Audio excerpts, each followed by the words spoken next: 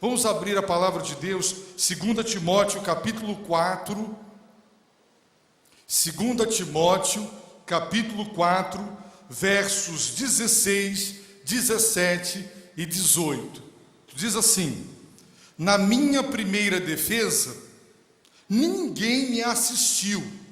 Antes, todos me desampararam. Que isto não lhes seja imputado. Mas o Senhor esteve ao meu lado e me fortaleceu, para que por mim fosse cumprida a pregação, e a ouvissem todos os gentios, e fiquei livre da boca do leão. E o Senhor me livrará de toda má obra, ou de toda obra maligna, e me levará salvo para o seu reino celestial, a quem seja glória para todos sempre. Amém. Vamos repetir esta última frase? A quem seja glória para todos sempre.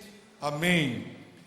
Eu quero convidá-lo para imaginar comigo um quadro real, um quadro do apóstolo Paulo, um homem idoso. Mentalizem um homem idoso, já bem idoso, por volta do ano 64 depois de Cristo.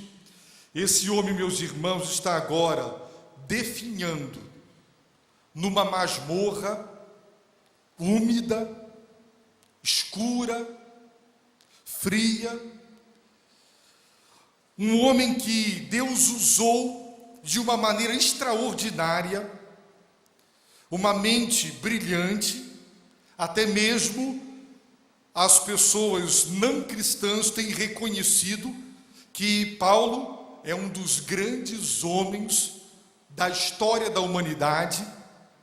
O seu brilhantismo como teólogo, isso tem sido admitido e reconhecido por todos.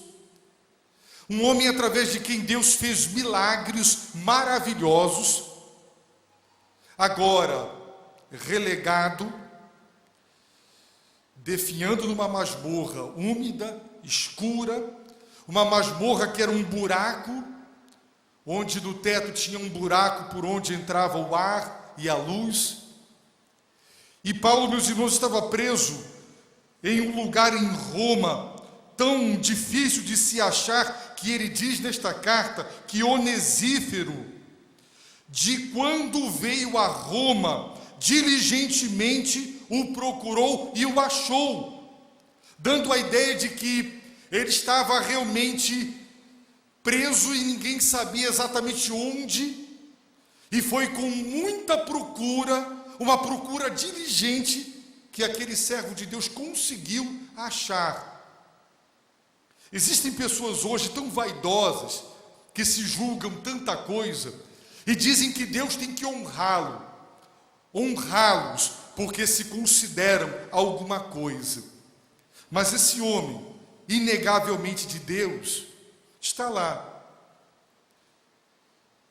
relegado, esquecido, abandonado. Seu papel já foi cumprido, ele aguarda a hora de partir para estar com o seu Senhor. E nessa experiência de solidão, nessa experiência de desamparo, de fragilidade, de carência de companheirismo, de apoio, Paulo viveu duas experiências marcantes. E uma delas, muitos de nós também experimentamos. A outra, nem todos, infelizmente. Mas o fato é que ele viveu um momento dramático e provavelmente o momento mais difícil de toda a sua história de vida. E naquele momento ele teve uma profunda decepção. E aquela decepção proporcionou a Paulo uma das mais profundas experiências espirituais que ele teve com Deus. E isso contrabalança, meus irmãos, e nos mostra como é maravilhoso ser de Deus, pertencer a Deus. E quem não tem Deus realmente está em maus lençóis e vive uma vida desamparada de todo, porque com o ser humano não se pode contar. Paulo está dizendo, meus irmãos, o seguinte: na minha primeira defesa. Paulo havia sido preso. Quem lê o livro de Atos sabe que o último capítulo de Atos, Paulo está preso em Roma, numa prisão domiciliar. Ele recebia ofertas e com aquelas ofertas ele pagava o aluguel da casa, pagava os custos dos soldados que tomavam conta dele dentro daquela casa e os custos de sua alimentação. E ele passou alguns anos ali preso. Dali ele escreveu para os filipenses, para os colossenses, são as cartas da prisão. E o livro de Atos termina com Paulo preso, mas pregando o evangelho. Mas tudo indica que ele foi julgado, foi absolvido, foi posto em liberdade e ele prosseguiu a sua carreira levando Jesus às insondáveis riquezas de Cristo. E existem documentos. Clemente de Roma, que escreveu no ano 96 para a igreja de Corinto, afirma que Paulo chegou à Espanha como era seu desejo. Tertuliano, Eusébio e outros pais da igreja documentam o fato de que, depois de solto da primeira prisão, Paulo foi a muitos outros lugares, pregou o evangelho e finalmente, de volta a Roma, o seu segundo aprisionamento, quando foi decapitado em Roma. Fatos históricos incontestáveis. Agora Paulo, neste momento, ele está prestes a ser executado. Ele está a poucos dias ou a poucas horas da sua morte por decapitação. Ele está numa masmorra, idoso, sozinho, sentindo solidão, trazendo no coração uma expectativa de que receberia apoio, ajuda. E sabe o que aconteceu? Por ser um cidadão romano, ele tinha direito de um julgamento justo. E entre os romanos sempre tinha a primeira audiência, quando o preso tinha o direito de um advogado. Ele tinha o direito de trazer testemunhas para que pudessem depor a seu favor, para que pudessem defendê-lo. Era um direito de um cidadão romano, e Paulo era romano, ele tinha cidadania romana. E quando ele foi tirado do calabouço, da masmorra, e ele foi levado para o tribunal, para a sua primeira defesa. A palavra primeira defesa é apologia, é um termo técnico que indica uma defesa legal perante um tribunal, diante de acusações. É um termo próprio do sistema jurídico. E ele está dizendo, na minha primeira defesa, na minha primeira apologia, ele afirma claramente: ninguém me assistiu.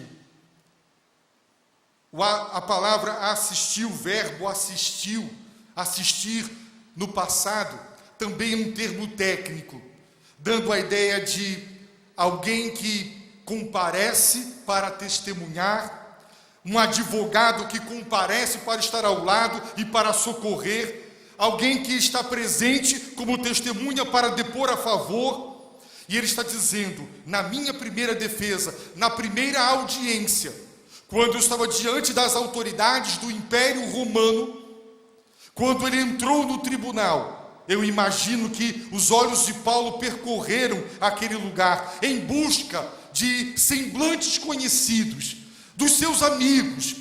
Ele havia já escrito uma grande carta.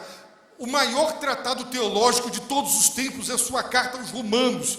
Quem leu o capítulo 16 desta carta vai ver que ele tinha parentes e ele conhecia pessoalmente, porque ele cita nominalmente muitos cristãos da igreja de Roma, mas ninguém, absolutamente ninguém, lhe deu assistência. Ele chegou lá e ele se encontrou sozinho, absolutamente sozinho. Ele afirma no verso 16: antes, pelo contrário, todos me desampararam. Como pastor, se Deus permitir, em dezembro, há 25 anos, eu tenho ouvido pessoas desabafarem.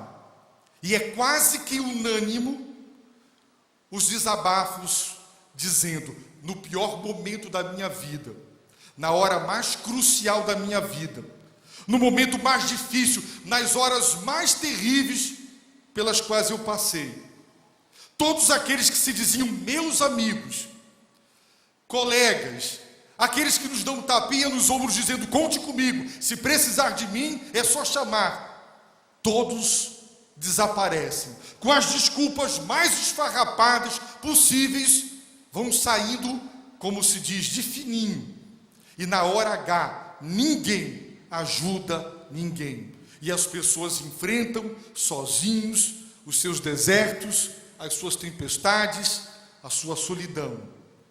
E Paulo está dizendo exatamente isso. Na minha primeira apologia, eu fui levado ao tribunal para me defender, eu esperava assistência, eu queria que os membros da igreja de Roma estivessem lá para depor ao meu favor e dizer: ele não é o que vocês estão dizendo que ele é.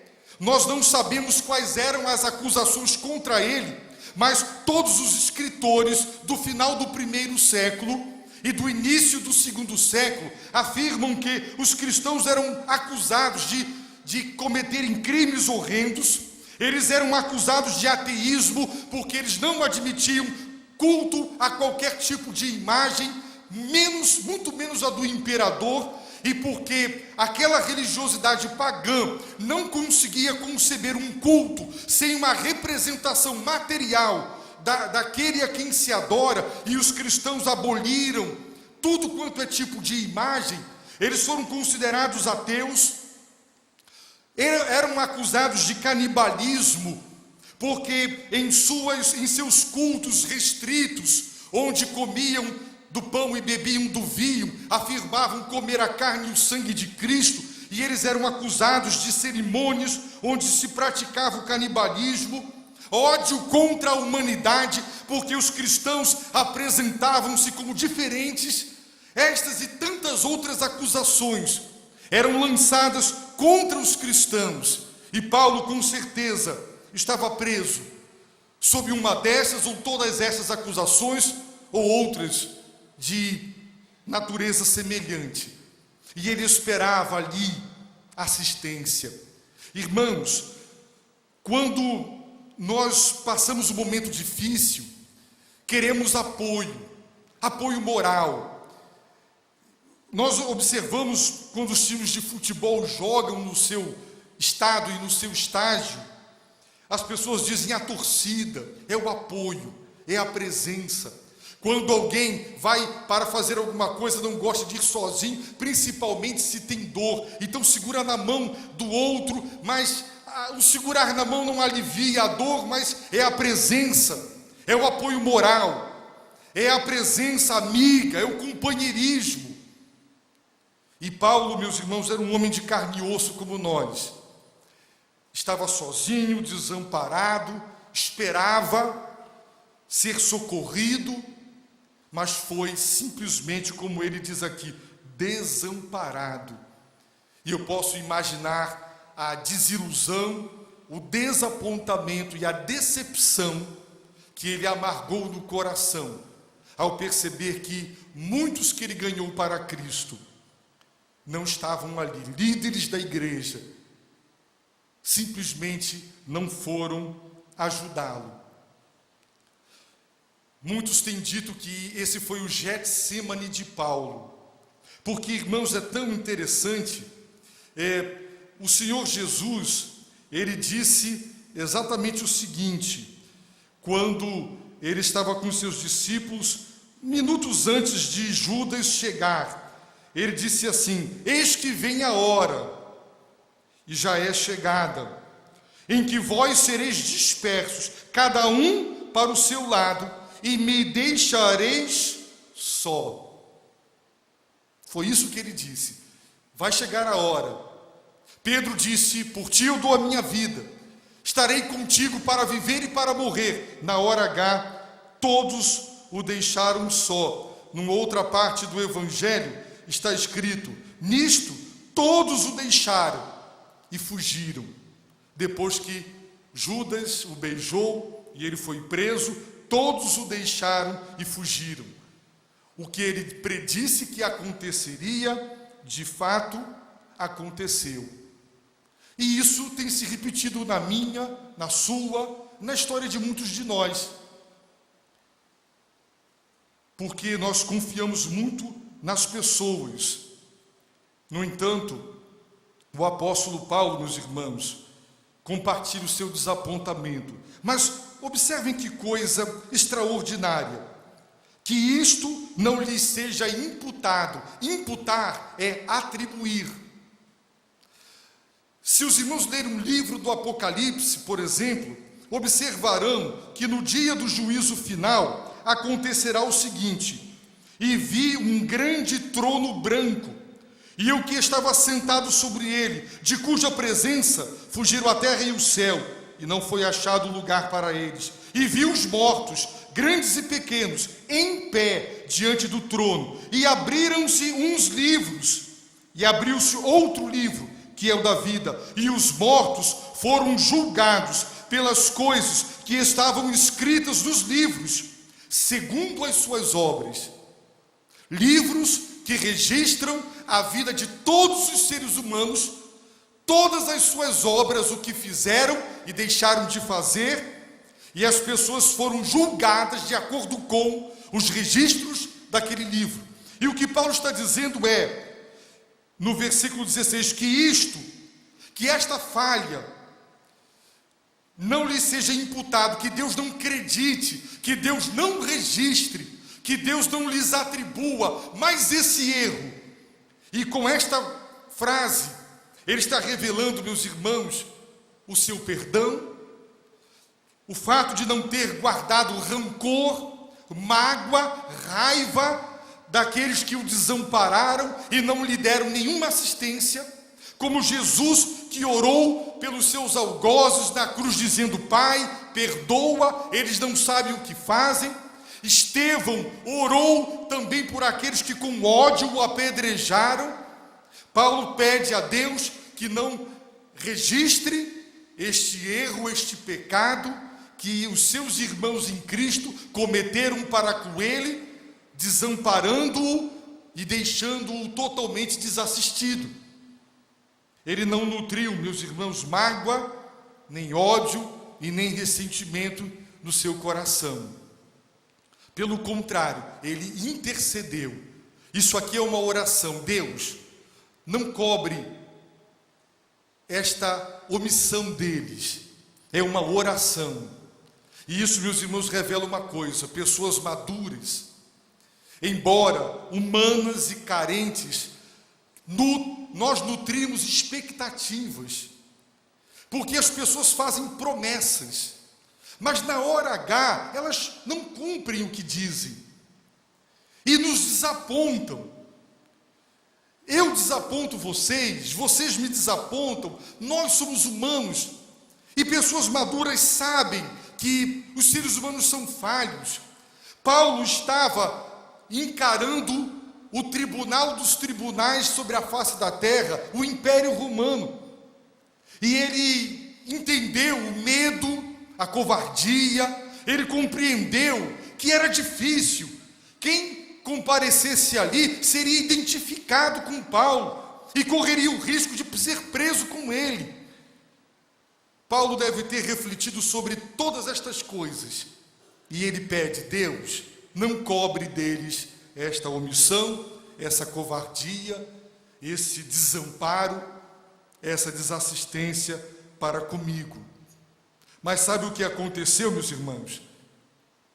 Mas o Senhor esteve ao meu lado e me fortaleceu. Verso 17. O Senhor esteve ao meu lado e me fortaleceu. A palavra grega traduzida ao meu lado também é uma palavra técnica da justiça romana, como um advogado que está ao lado para ajudar, para defender. Ele estava dizendo ali, o meu advogado estava ali comigo. O Senhor estava ao meu lado. Ele esteve ao meu lado. E não foi uma presença impotente. Ele me fortaleceu. Por isso este Paulo, este mesmo homem já havia dito, posso, aguento, suporto, encaro todas as coisas, quando Ele me fortalece, quando Ele me dá poder. Quando Deus me dá poder, eu tenho força. Então eu tenho força para encarar todas as decepções, todos os desamparos, o martírio, tudo, se Ele me dá poder. É por isso que eu tenho dito, meus irmãos, que nós precisamos ser homens e mulheres que buscam o poder de Deus, porque o poder de Deus nos dá força, e quando nós recebemos esse revestimento de poder, Deus nos dá força para encarar tudo. Por isso Ele disse, posso, tenho força, quando Ele me dá poder. E Ele está dizendo, é a mesma palavra, o Senhor esteve ao meu lado. Deus nunca desampara os seus, nunca.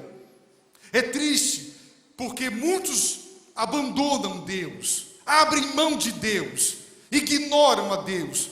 Tem pessoas que são capazes de amanhecer e anoitecer, e só fazem aquela oração egoísta, me protege, me livra, me dá o meu emprego e me ajuda. É uma oração que na verdade está centrada nele, não está centrada em Deus, o Senhor da glória.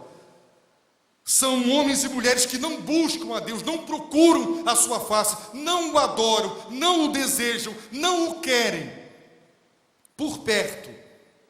Se as coisas derem errado, Paulo disse, o Senhor esteve ao meu lado.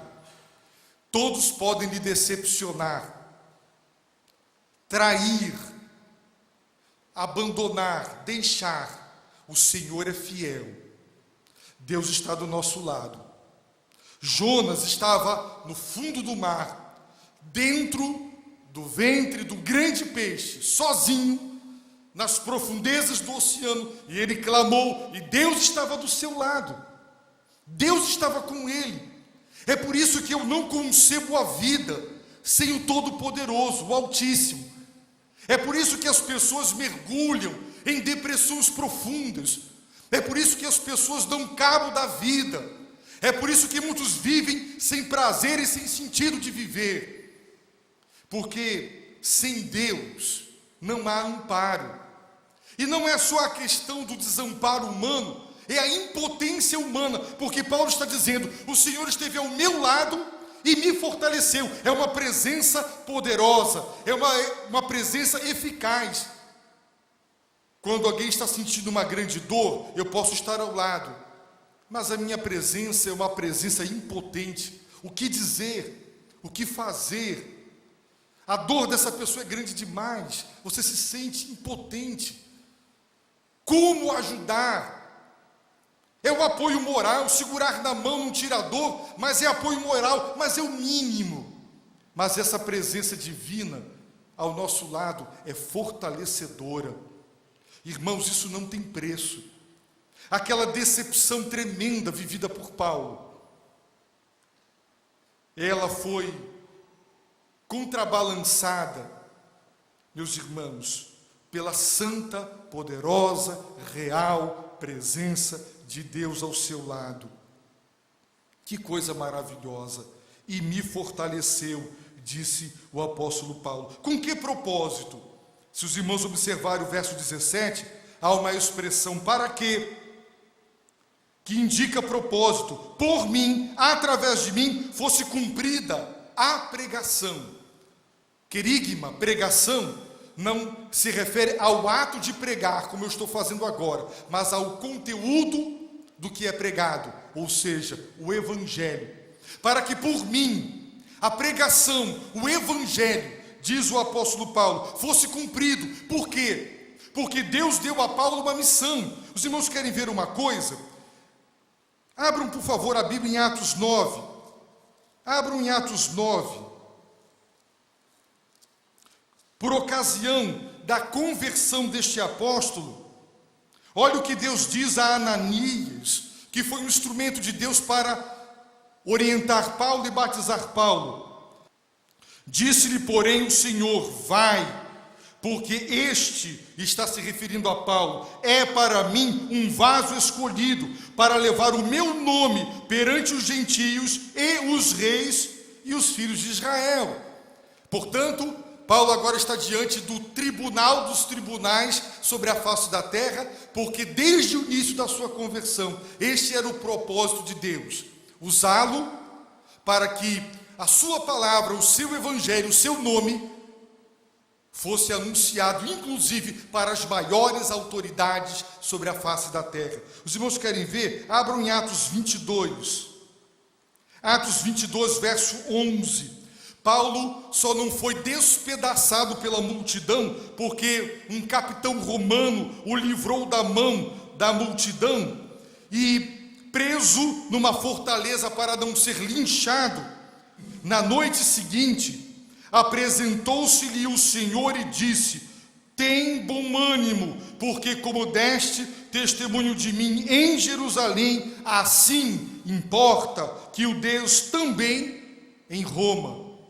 Era propósito soberano de Deus que Paulo estivesse naquela masmorra, que estivesse sozinho, mas que diante, meus irmãos, daquelas autoridades ele não vacilasse. Observe em Atos 27, verso 24, por ocasião do naufrágio, quando Paulo era levado para Roma, preso, Deus lhe diz assim, Atos 27, verso 24: não temas, Paulo, importa que compareças perante César, e eis que Deus te deu todos os que navegam contigo. Portanto, Paulo está dizendo: com que propósito o Senhor esteve ao meu lado e me fortaleceu, para que por mim fosse cumprida a pregação. Então, Paulo percebe que a causa primária, última, maior daquela presença fortalecedora era a pregação, e a causa secundária era ele. Então, ele sabia que aquela operação de Deus na sua vida o beneficiava e o ajudava, mas tendo em vista algo maior, porque Paulo, meus irmãos, enxerga tudo à luz da providência e da soberania de Deus. Ele entende que há um plano, há um propósito, e que as coisas se encaixam perfeitamente dentro do plano concebido por Deus. Deus, desde a sua conversão, décadas atrás, o queria em Roma, diante de César, do tribunal romano, dando testemunho, pregando o evangelho, dizendo: Jesus é o Senhor. E para que ele tivesse essa coragem de pregar aquela mensagem considerada revolucionária, declarando: Senhor não é César, é Jesus Cristo, Ele é o Messias, é o ungido, é o Rei não só de Israel, é o Rei do universo, é o Salvador do mundo. Para que ele, meus irmãos, pregasse o Evangelho em toda a sua plenitude, falasse da ira de Deus, falasse da cruz de Cristo, da ressurreição de Cristo. O Senhor esteve ao seu lado e o fortaleceu. Meus irmãos, muitos de nós, quando nossa cabeça está a prêmio, nós temos medo, nós recuamos. Se eu soubesse que ir pregar deste púlpito agora o evangelho como tem que ser pregado custaria a minha própria vida, é muito provável que eu aqui hesitasse, que eu floreasse, que de alguma maneira eu tentasse diluir a mensagem, e eu não dissesse tudo o que Deus manda, para que eu não fosse preso e morto. Mas Paulo sabia que naquela sua primeira audiência, dizer o que Deus mandou lhe custaria a própria vida, porque além de não ter mais ninguém para depor a seu favor, depois de dizer que Jesus é o Senhor, aquele tribunal não teria mais dúvida de condená-lo. E houve uma segunda audiência, e ele foi condenado. Naquela primeira audiência, ele não foi condenado não, mas ele já vai dizer isso e nós já vamos ver. Então observe: para que por mim fosse cumprida a pregação, e a ouvissem todos os gentios. Porque o tribunal romano, meus irmãos, naquela época, ele tinha uma audiência de pessoas de todos os lugares da terra. Era um tribunal, meus irmãos, universal. Representantes de todos os países sempre estavam presentes. E para todos os gentios, para todas as etnias, as nações, Paulo pregou o evangelho. O Senhor esteve ao seu lado, idoso, carente, sozinho, desamparado, diante das mais poderosas autoridades da face da terra. Ele não se sentiu, meus irmãos, ameaçado no sentido de com medo de dizer a verdade, porque o Senhor o fortaleceu. E aí ele diz assim: e fiquei livre da boca do leão. Se de fato ele pensou no anfiteatro, aliás, eu quero recomendar aos irmãos a leitura do livro Coliseu, publicação da CPAD, onde há o registro lindo de que o arquiteto e engenheiro construtor daquela obra monumental, magnífica da engenharia humana foi um cristão que foi martirizado. O seu nome foi retirado de todos os registros e durante séculos, só no século 17 é que se descobriu que o construtor, a mente brilhante que planejou tudo aquilo, era um cristão que foi martirizado. Isso tudo foi omitido para que ninguém soubesse que era um cristão, o autor daquela mega construção, o Coliseu, e ali conta o relato dos mártires. Vale a pena ler esse livro. Se Paulo estava pensando no Coliseu, no anfiteatro, ou Nero já foi chamado de leão ou Satanás, o fato é que é uma expressão, é uma linguagem figurada para dizer: a morte dessa vez não conseguiu me atingir. Ele voltou para a masmorra, mas ele teve uma segunda audiência, talvez 1 ano, 2 anos depois, e ele morreu decapitado em Roma. Agora, meus irmãos, no versículo 18, ele não é bobo, não é inocente, ainda está vivo. Talvez algumas horas ou alguns dias da sua decapitação, e ele diz: e o Senhor me livrará de toda má obra, de toda obra maligna. Está escrito na carta de João que Jesus se manifestou para destruir as obras do maligno. Toda obra cuja natureza fosse má, maligna, tanto dos homens quanto de Satanás e dos seus demônios, Paulo está dizendo: o Senhor me livrará, nenhum mal me tocará. Quem é de Cristo, o maligno não o toca. E quando chegasse a hora da decapitação, sob a permissão soberana de Deus, Deus estaria usando inclusive os maus para cumprir o seu propósito. Era a hora da aposentadoria eterna, era a hora de encontrar com o seu Senhor, porque esse homem vivia dizendo: para mim, viver é Cristo, morrer é lucro, partir para estar com Cristo é incomparavelmente melhor. Não há nada sobre a face da terra que possa ser comparada à experiência da morte, porque morrer é entrar no céu, é ver o Salvador, é encontrar-se com o Todo-Poderoso, o Criador dos céus e da terra. E qualquer outra coisa é nada, é incomparável, não dá para colocar do lado. E ele está dizendo: o Senhor me livrará de toda obra má. Quem é que nos livra?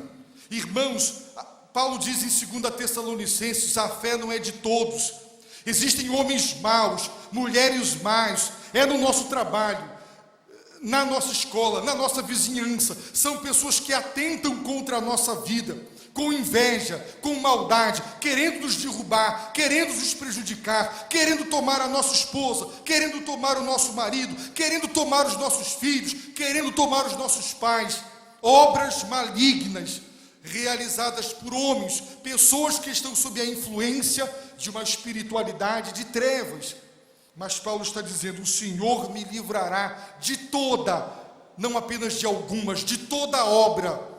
Tudo que for feito contra mim, tudo que for mal e for contra mim, não chega a mim, porque Deus me livra. E quando chega, porque Deus permite, é porque tem propósito. Convicção: e o Senhor me livrará de toda má obra. Você só pode ser livre da obra maligna por Jesus Cristo. Ninguém mais pode. Eu batizei uma senhora que durante 25 anos havia sido mãe de santo. Todas as entidades que ela serviu durante anos, décadas, lhe fizeram as mais terríveis ameaças a ela e a sua família. E aquela mulher confiou em Jesus Cristo. E tudo e todas as ameaças, nenhuma delas lhe tocou, a atingiu, porque ela estava protegida pelo escudo divino. Mas quando uma pessoa não tem Deus, ela é alvo da obra maligna. Ela é alvo do mal, ela está vulnerável ao mal. Só há livramento no Senhor, e quem não está no Senhor e com o Senhor não tem livramento. Por isso, se você não tem Deus na sua vida, se você realmente não crê em Jesus como seu Senhor e Salvador, você está exposto a toda e qualquer obra maligna, porque só o Senhor o livrará. Agora observe, não só o Senhor me livrará de toda má obra, ou de toda obra maligna, mas Ele também me levará salvo para o seu reino celestial. Quem é que pode nos levar salvo para o reino celestial? Só o Senhor. Meus irmãos, na hora da morte, você pode estar até rodeado de toda a sua família, e todo mundo segurando ali na sua mão, vá em paz. Quando você fechar os olhos, se você não partir com Cristo, você vai trilhar o vale da sombra da morte, e não vai ser para o céu que você vai ser conduzido, não. Naquela hora, que é a hora da verdade, todos os seus títulos, todos os seus bens, tudo que você é, tudo que você tem, não vale nada nessa hora. Nessa hora, só o Senhor. Por isso disse Davi: o Senhor é o meu pastor. Ainda que eu ande pelo vale da sombra da morte, eu não vou temer mal algum, porque o Senhor me livra da obra maligna. A tua vara, o teu cajado, é a presença do pastor. Temos que nos preparar para viver, mas todos também temos que nos preparar para morrer. Tem alguém aqui que tem certeza de que não vai morrer? Alguém aqui não vai morrer? Tão certo quanto eu estou aqui, você também, tão certo, desceremos à sepultura. Isso é a coisa mais certa que tem. E você se prepara para viver, estuda, faz 1000 investimentos e não se prepara para morrer, sabendo que é certo. Ora, se uma pessoa sabe que vai ter uma prova, e ela não se prepara para essa prova, ela é no mínimo tola. Já que a prova é inevitável, já que a morte é inevitável, prepare-se para ela.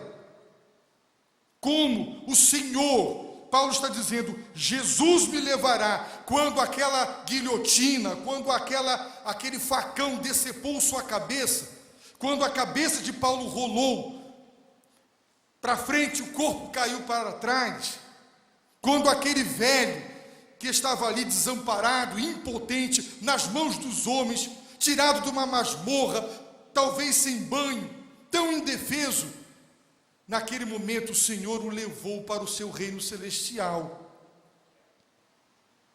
E eu te pergunto, na hora da sua morte, o Senhor o levará para o seu reino celestial? E todas as vezes que Paulo pensa na salvação, ele irrompe em louvor, porque vem uma chamada doxologia, um louvor. Ele diz: a quem seja a glória para todo sempre, amém. Ele louva, porque o conteúdo, a razão do louvor e da adoração é a certeza de que a morte é inevitável, mas o Senhor me livrará de todo o mal da segunda morte, o mal do inferno, todo o mal, e Ele me levará salvo. Podem matar meu corpo, mas não me matam. Jesus disse que o máximo de mal que o homem pode cometer contra o outro é tirar o seu corpo, mas não o tira de Deus, porque é Deus quem salva o corpo e a alma do inferno, como é Ele também quem manda para lá aqueles que não se arrependem. e não creem nele. Que experiência! Eu vi um filme sobre a vida de Mozart, um grande compositor, um gênio. O filme começa, uma carroça levando um cadáver jogado numa vala comum, e depois o filme continua e você vai saber que aquele homem que morreu daquela maneira, jogado daquela maneira, foi um gênio da música.